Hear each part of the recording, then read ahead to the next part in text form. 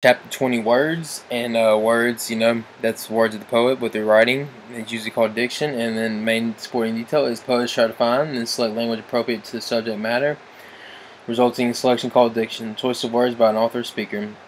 Like a poem, depending on what the mood of the poem is, they may write it in, love writing, which is, make the person feel good about themselves, or they're talking about wartime, they try to put it down and like trying to make you feel the emotions of what they went through when they're writing this poem. That's a huge thing in words and what we're trying to write, and it just helps the reader understand what the poet is what is going through.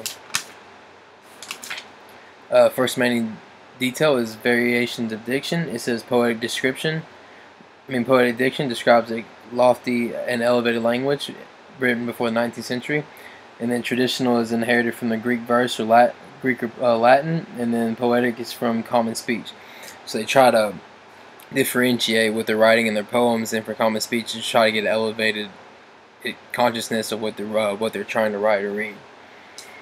And in my first example of that is John Keats' Ode on Negression. It says, "Thou still unravished, bride of quietness, thou foster child of silence and slow time."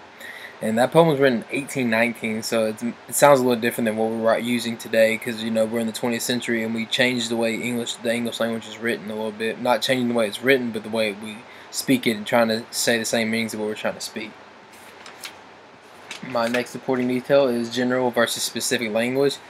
General language is, there's two different ways. You got concrete diction and you have abstract diction. Concrete diction is the physical nature of it that you can see and feel, and you actually see it, kind of thing like that. Like it says words like lawnmower, beer bottle, and street light. You can actually see those.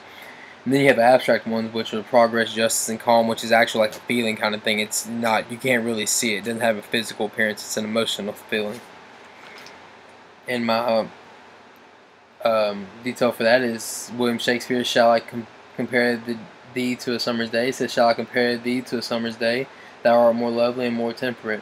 So he's talking about the day itself and what he's using. It's not really, you can physically see it, and you can kind of basically see it too as well. So it's kind of abstract and concrete, because you can physically see the day, but then you can't really, you can feel the winds and things like that, like it says further on. But it's kind of more of a general saying than not as much abstract. But there's a little bit of abstract behind it. The next one is allusion. Poets often refer or allude to work to other poets. This is, after all, a way of maintaining tradition, tipping a cap to the past, which always they're giving the people in the past, giving their heads up, giving them their due diligence and for the work that they were doing. And then my poet for that is Anthony Hicks, the Dover Bitch. So there's Sir Matthew Arnold and this girl with the cliffs of England crumbling away behind them. So Matthew Arnold may have been a poet from the time before this poet read it, so he's probably giving him his work and giving him his what he's trying to do for it and what he did for all poets after him. And then we got denotation and connotation. Denotation is poets choose language not only because of what their diction as a whole evoke, but it's of associates offered by individual words. Selecting language this additional purpose further distinguishes poetry from non-literary writing. And then denotation is the direct and specific meaning of the word actually itself, and connotation is like the meanings and implications that are suggested. It's not saying the word exactly, but it's implying what the word is trying to mean. And then my example for that is, "I caught a tremendous fish and held him beside the boat, half out of the water, with my hook fastened in the corner of his mouth." That's Elizabeth Bishop's A Fish. And she was basically saying that she caught a fish, and that's giving you exact words, which is denotation, which is basically giving you the details that you need to know that she caught a big fish, and that's exactly what she was going for. And then our last one is word order.